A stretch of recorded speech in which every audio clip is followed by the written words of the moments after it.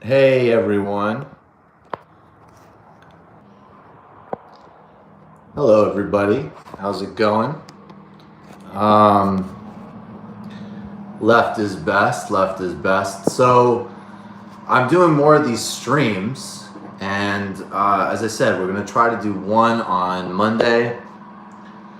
Mondays are gonna be like an introduction. Like on this last Monday, I did a little bit of introduction to CLR James, and Thursdays it's going to be a little bit of a news roundup / hit me with questions. If you hit with $2 or above on Super Chat, I will answer your questions. So this one is a little bit more simple. The tickets for the Philly Live show. The Philly Live show is November 23rd, and you should go to World Cafe in Philly to buy your tickets, or you can get a link which is pinned to my Twitter page to buy those tickets. Lula Livre. So, but as I say, hit me with your questions on the Super Chat, because I am mostly going to be trying to take questions on these Thursday episodes, and then maybe doing a little bit of a news roundup for stuff that I haven't had time to get to. So I just want to say out of the gate, I am amazed at Bernie Sanders' housing plan. That's just incredible. There's multiple issues. Obviously, things like single payer is, clear leadership on, unparalleled. The Green New Deal, the workplace democracy. Bernie's putting incredible stuff. Is it buffering, guys? If it's buffering, I'll jump this and restart the stream. I'm going to jump this one and restart the stream. I'll be right back.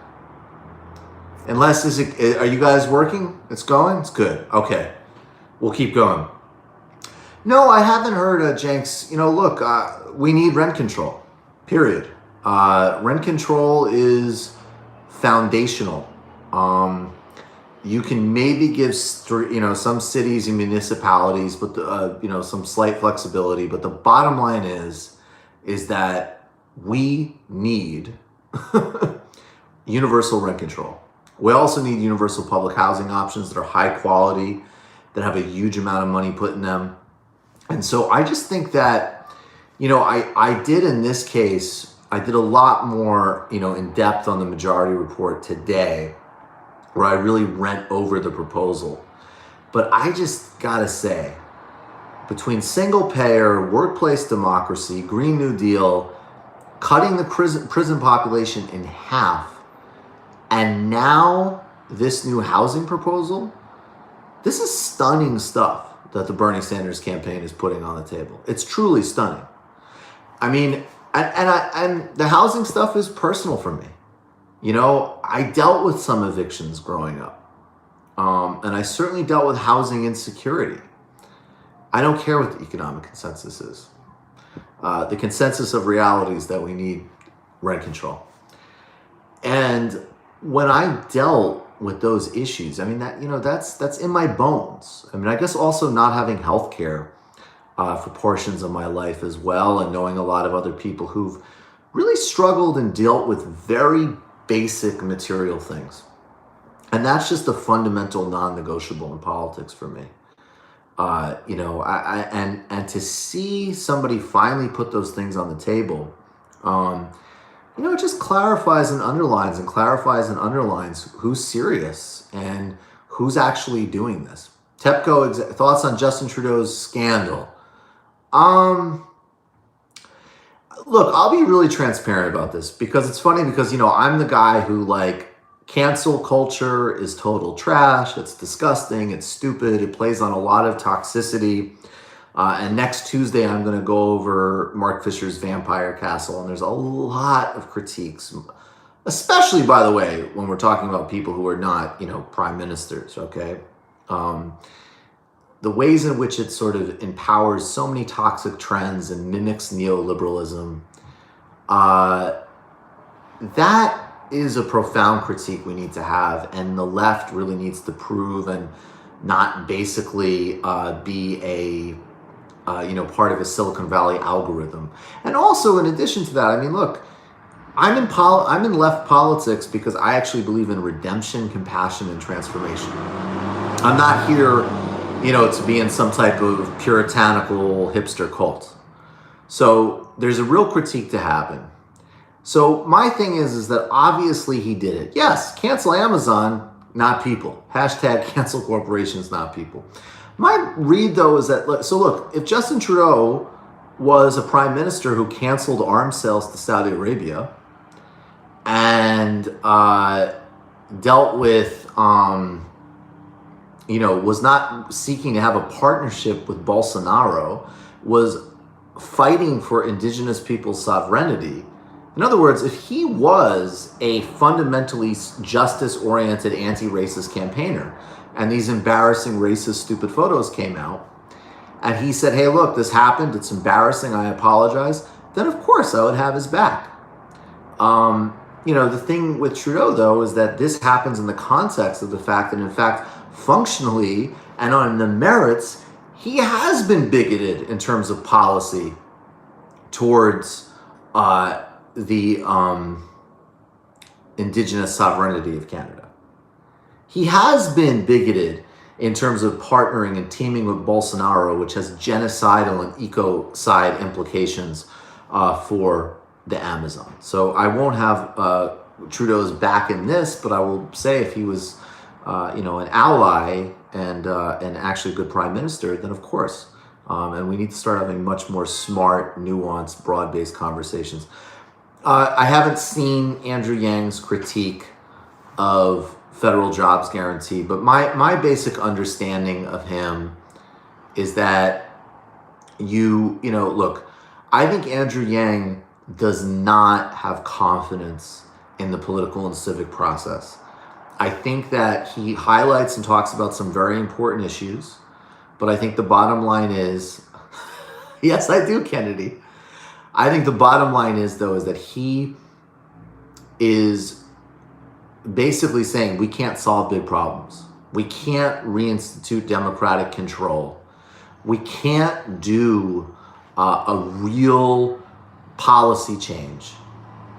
So we'll have this sort of piecemeal approach. I think a federal jobs guarantee that's part of a strategy of single-payer healthcare that takes the terrorism of companies over workers, whether it's healthcare or their job, their basic livelihood, that keeps them from striking, that keeps them from going out and really challenging on a fundamental level the political, the actual power relations. So that's not where Yang's coming from.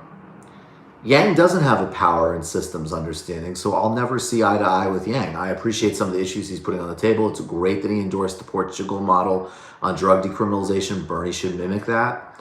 But at the end of the day, he is not someone who wants to change power dynamics at all. Let me just scroll up. I missed 2 questions, actually, and I cannot get them. Mike, if Biden, I don't know who, I would imagine if Biden drops out, he might not endorse at all. But guys, another thing that I've got to tell you is I wouldn't be so confident about Biden dropping out. The question about Abe in Japan is fascinating, and if you send me questions, send me links, I'll get into more of it. I just want to say that, beyond that, these strikes that are taking place, the GM strike and potentially the Kaiser Permanente strike, these are the most important things happening period, besides the Sanders campaign. And the terrorism of GM cutting off 42,000 people's health insurance and putting people's lives in jeopardy shows you the terrorism, the extortion of what private health insurance does to the whole system.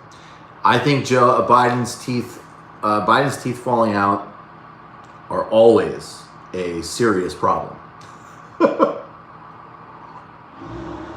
Abe is obviously of that kind of far-right xenophobic tradition. Do you think, I don't understand, what's the Yang question? Look, I haven't found any arguments. Do you think an argument to make to Yang supporters is that Sanders presidency is the path to a possible UBI in the future. I mean, sure, I guess. And UBI is great. If UBI is an addition and an add-on to a federal jobs guarantee, single-payer healthcare, but it also can't be funded by a VAT tax. This is another really big performative contradiction in Andrew Yang's politics, because on one hand he goes, you know, we can't actually have a wealth tax. We can't do anything about the Silicon Valley monopolies and the serious concentrations of wealth in the society because they're too powerful to take on. But then on the other hand, he says that you can say that you can do a progressive VAT. So I don't know what he's talking about. The same dynamics that block a wealth tax would block a progressive VAT. It doesn't make any sense. Yes, I do think the right fetishizes AOC. And I missed the third question in that lineup. I would have Rivara Media on, but you gotta, I tried to have on Ash Sarkar. She was hard to schedule. You know, guys, if you want me to have people on, you can recommend people. But, you know, if it's something like that's well known or something like Navarro, you have to tell them, or you have to tell Chapo to have me on or whatever. There's a million balls flying, you know, so you got to help set those things up. And sometimes they get set up and sometimes they don't. But I think that that's like one of the real kind of stunning, embarrassing contradictions. Yes, Bernie can definitely win.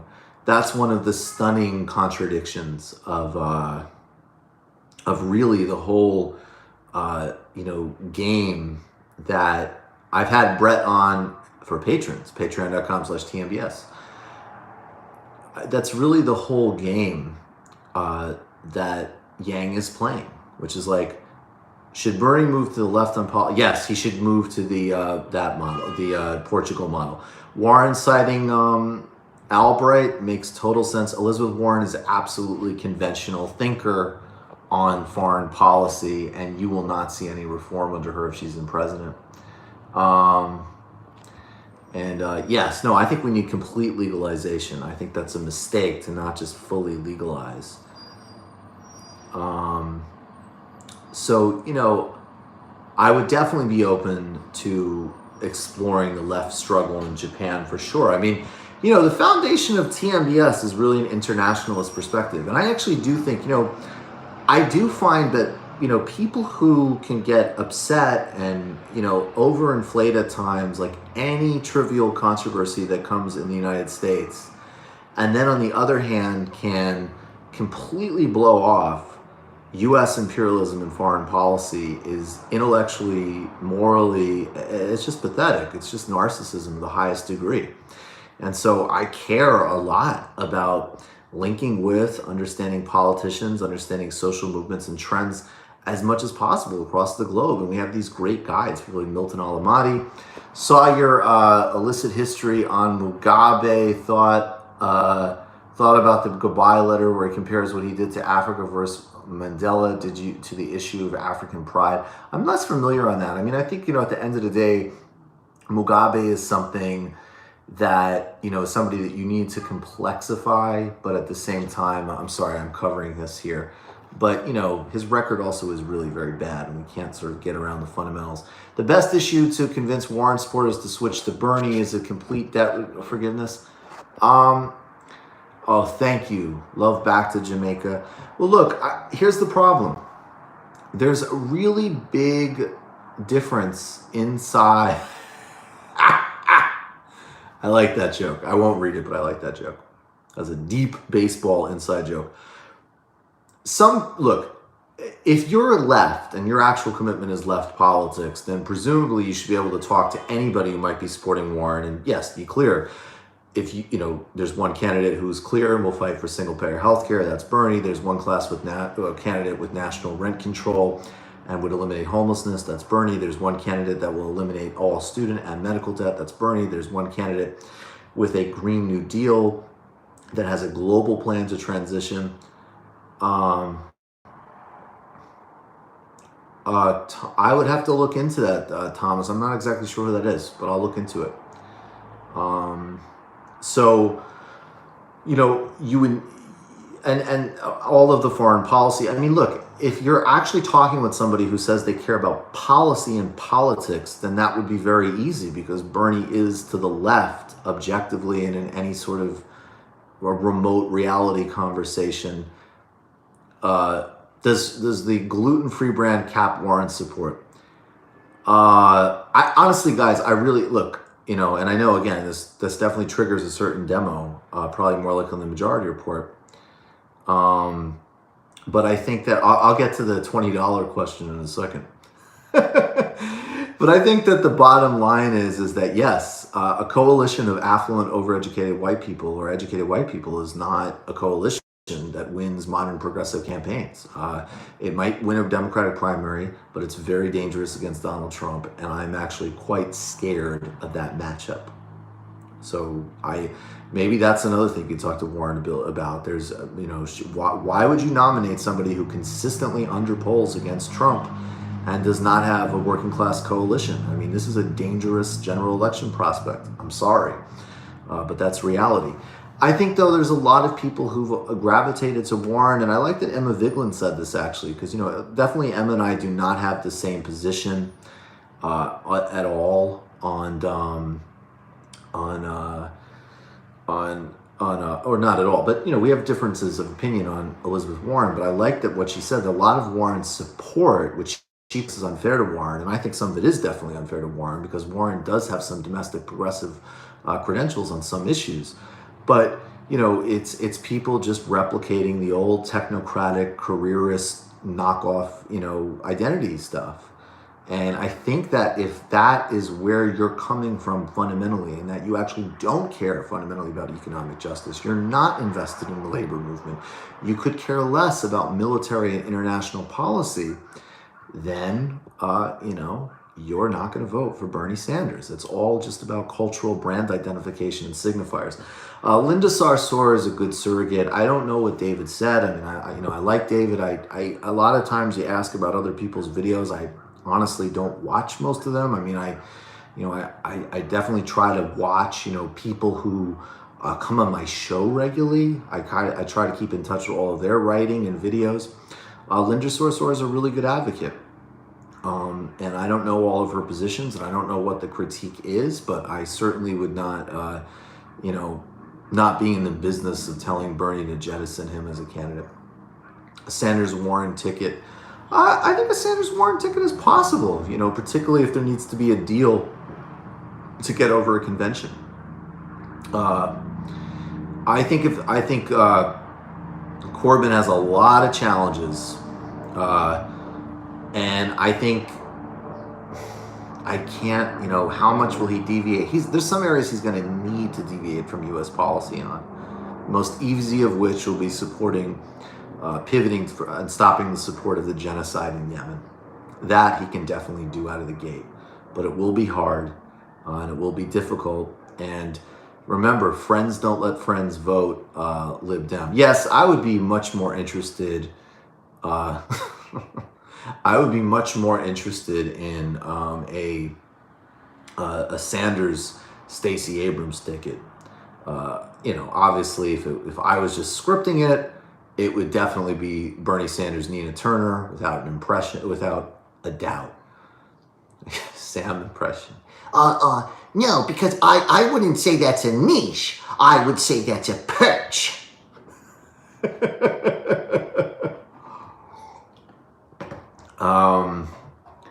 I am taking up Brazilian Jiu-Jitsu. I just want to let you guys know that. So I'm excited about that. And anyone else, I said before, I 100,000,000,000% support rent control. Rent control is elemental and indispensable. Does anybody else have any other questions? Can I sample your voice for an album I'm making? You got to email me about that at our Proton email. I don't know about judo being better, bro. I have done some boxing. Believe it or not, my grandfather, who I did not grow up knowing, and that's, that's another story which I probably won't tell, but my grandfather was actually a professional boxer back in the day. So maybe I should have taken that up. Guys, any other questions? Oh, and of course, solidarity to David Dole. That's ridiculous. Rational National is a great channel. In the coming months, in the coming weeks, next week I'm going to be doing a live stream with Kyle Kalinske, and then in October a live stream with Angie Speaks. She does a great channel, and I think also Peter Coffin as well. Any other questions? Yeah, exactly. Rogan, he'll have to have me on. That's hilarious. All right. Any other questions, guys? Any other super chats? As always, I just want to say the way you get the whole experience and really back us growing and deepening out this internationalist, humanitarian, and hopefully really refining and strategic view of global socialism. Go to patreon.com/TMBS, patreon.com/TMBS, and spread the word. We gotta get to 100,000 subs on YouTube as soon as possible, get to 3,000 patrons as soon as possible. I really appreciate all of you. Consider everybody a community, and I'm honored by all of you. Kennedy, the Discord is great, but it's the whole thing. I'm just kidding. Ben, no, Discord is fucking amazing. Ben, I have not done judo on DMT. That's hilarious. All right, I missed one. What are your thoughts on private schools? Should the goal be to eliminate them, or is it good that they provide scholarship? I couldn't answer that. I'm very inclined towards a public education, but I actually think in a different politics, a different environment, that could look very differently. You know, I mean, I was homeschooled, and I think that there could be a lot of, different ways we could use public money to create real systems of learning and community that support a lot of different types of people. So, any other super chat questions? Any others? Emma Viglin's awesome. She will definitely be on more. And come see her, Crystal Ball and Artesia Balthrop, November 23rd at the World Cafe in Philadelphia. Subscribe to everything. I totally get it. I'm glad to be able to put out what I put out. Patreon.com/TMBS. Honored that you're all watching. Please like and subscribe. Spread the word. And much love, everybody.